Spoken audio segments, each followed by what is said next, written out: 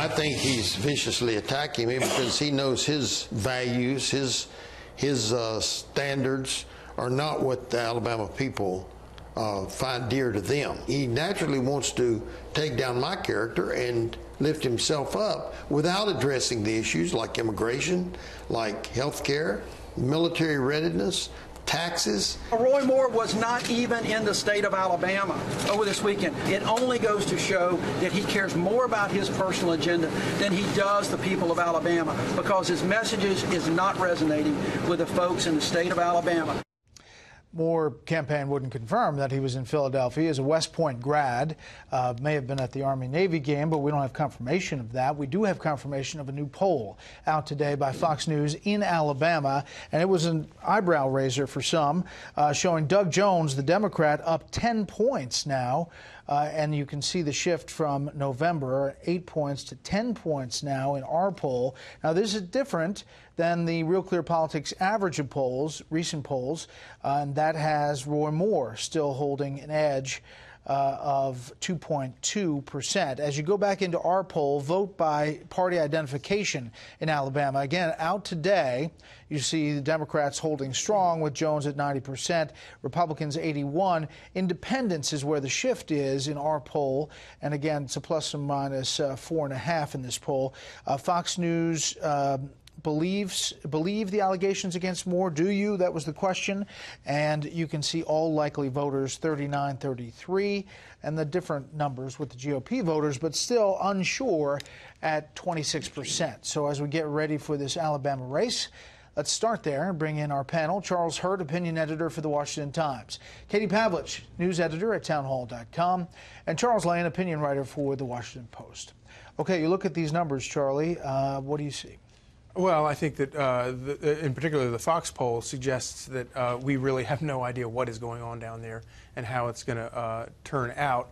I think it's very interesting that the split between those who believe the stories and those who don't believe the stories and those who are not sure are almost, all within single digits of one another. And I think basically that probably bodes well for Roy Moore, because what it comes down to is people are going to say, well, all right, I don't know what to make of all this, so I'm going to vote on the politics. I'm going to vote on the issues.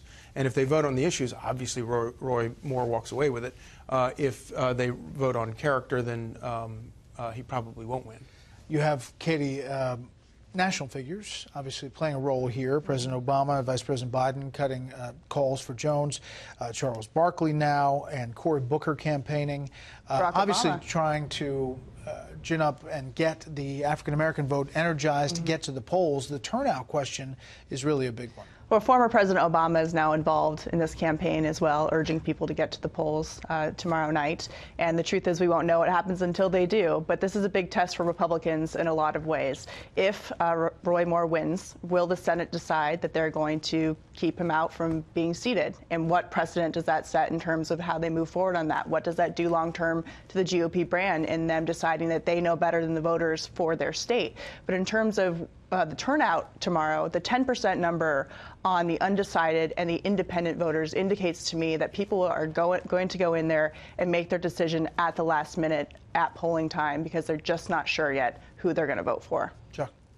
Well, a couple thoughts occurred to me looking at those really interesting poll numbers. They must be picking up something like your Fox result over there in the Democratic internal polls, because they're sending all these big guns into the state. Not just the robocalls from the former president and vice president, but somebody like Cory Booker, who's thinking about running for president, probably will run for president, is staking his personal prestige on this race and hoping to claim credit for an upset by Doug Jones. So all that together tells me, Doug Jones has a real fighting chance. The second thing is that Richard Shelby's comment was so interesting. Let me play that real quick from the weekend. When it got to the 14-year-old story, that was enough for me. I said, I can't vote for Roy Moore. I'm not going to vote for the Democrat. I didn't vote for the Democrat or advocate for the Democrat, but I couldn't vote for Roy Moore. The state of Alabama deserves better. Senior senator from Alabama. Yeah, and as staunch a conservative as they come. And it occurred to me that the question may be, how many Richard Shelby think-alikes are there in Alabama? How many Republicans are going to just sit this one out? and not vote for Doug Jones necessarily, but not, you know, go there with Roy Moore. And if there are a lot of them, well, that might help Jones, too. There's been a lot of talk about what happens if Roy Moore wins, whether he gets seated, how the Republicans deal with it, how it's affecting 2018 potentially. But what if you play it out the other way? What happens if Doug Jones wins and the Democrat wins and is seated? Does Doug Jones vote for tax reform? Does Doug Jones vote for things that any other Alabama Democrat may vote for, but maybe not this time? I think on key things, Democrats will definitely keep him in line. He obviously, his record on a lot of things is more conservative. But at the end of the day, one of the most important issues is going to be abortion, and he is not with conservatives on that. I think he instantly becomes a vulnerable red state Democrat, just like the one, Heidi Heitkamp from North Dakota or Claire McCaskill from In fact, this race would be Missouri. up in 2 years. Exactly. And so he will be instantly, trying to walk that line. And if you're Mitch McConnell thinking about your Senate, you'd have a lot more leverage over a guy like that than you're ever going to have. And I think he'll be getting an invitation to the White House to sit down with President Trump to talk about some of the things that they have in common, especially since Trump has so much vested in this race. We spent a lot of time playing it out the other way. I just wanted to play it out that way if that poll holds. I want to play this soundbite, some of the president's accusers and the White House response.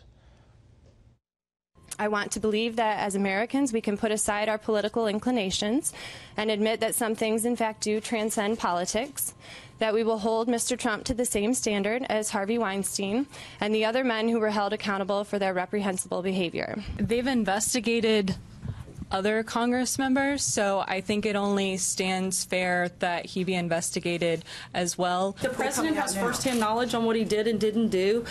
He can speak directly to those, and he has, and he's addressed them, and I don't have anything further to add.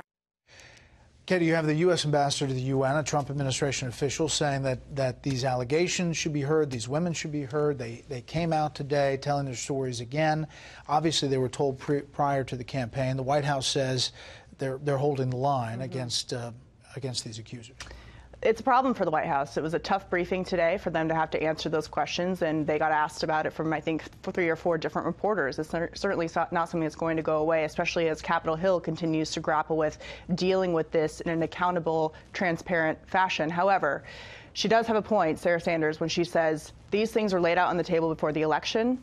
We had an election. They voted for President Donald Trump, and he is seated in the White House today. We've moved past it. And Democrats have pulled this over before, too. They elected Bill Clinton twice, and it's becoming more and more apparent to me that the sacrificial lamb of Al Franken getting taken out has actually just a way for them to be able to take the political high ground, despite not doing it for 3 decades, to be able to say that Donald Trump now also has to resign, as Senator Gillibrand said today. Very quickly, I only have 30 seconds, but the fact that we have this story of this DOJ official's wife working for Fusion GPS on the Trump dossier, and we're just finding out about this, isn't this shocking? It is. It reads like a John le Carre novel. You hear these things, there's no way it could possibly be true, and then you find out it is true. It's like everywhere you scratch, you find more swamp. We're going to stay on all aspects of it. The allegations of collusion, the investigation by the special counsel, and what we're learning really day by day about how the DOJ is handling all of this. We're expected to hear from the Attorney General and the FBI Director tomorrow on a number of different fronts, and I bet you this will be one of them. Thank you, panel.